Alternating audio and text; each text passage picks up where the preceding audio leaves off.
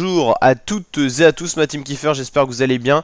Aujourd'hui pour cette nouvelle vidéo, on se retrouve pour la présentation complète de la 9e étape de la Vuelta 2023 qui relie la ville de Cartagena au Collado de la Cruz de Caravaca. Étape accidentée de 184,5 km juste avant la journée de repos. Ça fait déjà 9 jours que la Vuelta a démarré, c'était samedi le week-end dernier et là lundi la fameuse journée de repos, donc demain. Et donc aujourd'hui une étape assez longue, 184,5 km avec le Puerto Casa de la Marina à la Perdiz. Première catégorie pour ce col qui arrive très tôt dans le parcours. Il y aura un grand moment plutôt en plaine, pas trop vallonné, avant l'arrivée finale à l'Alto de Caravaca de la Cruz à 1000 mètres d'altitude. On va justement voir en détail les ascensions de la journée. La première difficulté, c'est c'est une montée quand même pentue avec quelques replats et redescentes.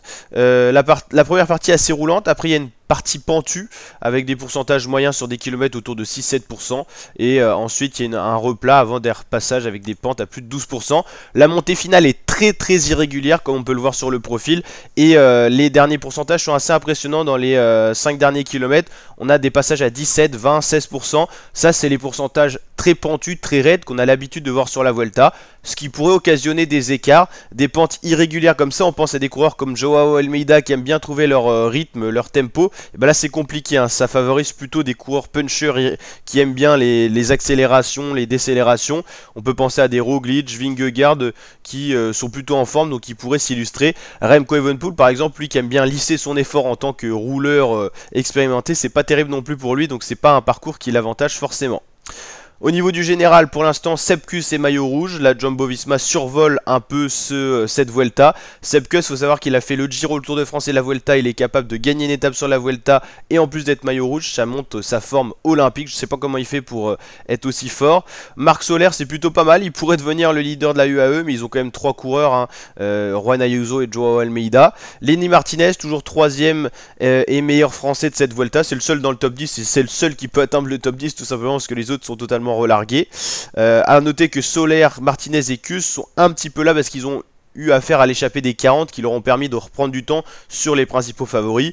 Pareil, Woodpool, Landa, ils sont dans le général grâce aux échappées. Par contre, on va dire que les vrais cadors, les vrais favoris, c'est à partir de Remco Evenepoel qui était l'ancien porteur du maillot rouge de cette Vuelta, qui a 2 minutes 30 de Sepkus, Primoz Roglic également là, Jonas Vingegaard, voici les principaux favoris, Evenepoel, Roglic, Vingegaard, Mas, Ayuso, Almeida, de la Cruz, Steph Kras qui avait abandonné le Tour de France alors qu'il était bien placé, il fait toujours une bonne Vuelta. Il y a vraiment une grosse start list sur cette Vuelta, il y a un niveau très élevé.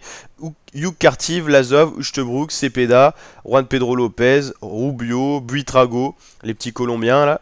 Voilà, l'autre français le mieux placé c'est Rémi Rocha qui est au même stade que Geraint Thomas qui a perdu le général, on peut le dire.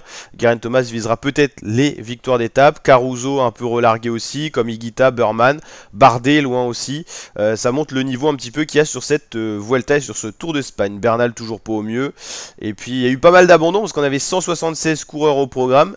Il n'y en a plus que 162, c'est Rob Guis, la lanterne rouge de cette Vuelta. On a eu pas mal d'abandons dès les premières étapes avec la pluie et le temps. Lorenz de Plus, Oscar Hanley. L'étape 5, il y a eu vraiment beaucoup de non-départ, non-partants et d'abandon. Eddie Dunbar, Filippo Zana, Kobe Gossens, Ruben Guerrero, Brian Cocard. Étape 6, on a eu Andrea Bajoli, Jevine, Michael Edburn, Milesi Lorenzo, Timon Arensman et Samuel Egazé et Pierre Latour sur l'étape 8. Pas de gros leaders si ce n'est Eddie Dunbar, Oscar Hanley qui voulait se tester aussi au niveau du général, mais sinon il n'y a pas de gros leaders qui ont abandonné, c'est déjà ça. Mais on n'est pas à la moitié encore de cette Vuelta, il reste encore 2 semaines de course, une Vuelta qui va être encore très animée. Et donc on l'a dit, étape 9 avant la journée de repos. Donc est-ce qu'on aura un changement de maillot rouge? N'hésitez pas à me mettre votre pronostic en commentaire. On aura peut-être une explication entre cadors, je pense pas qu'on laisse filer d'échapper du côté des meilleurs aujourd'hui. Peut-être encore une explication entre cadors sur une montée plutôt sèche vu qu'il n'y aura pas trop de montée avant. N'hésitez pas à liker la vidéo si elle vous a plu, vous abonner, activer la cloche pour suivre l'intégralité du Tour d'Espagne sur la chaîne et je vous dis à très bientôt pour de nouvelles vidéos. Ciao ciao.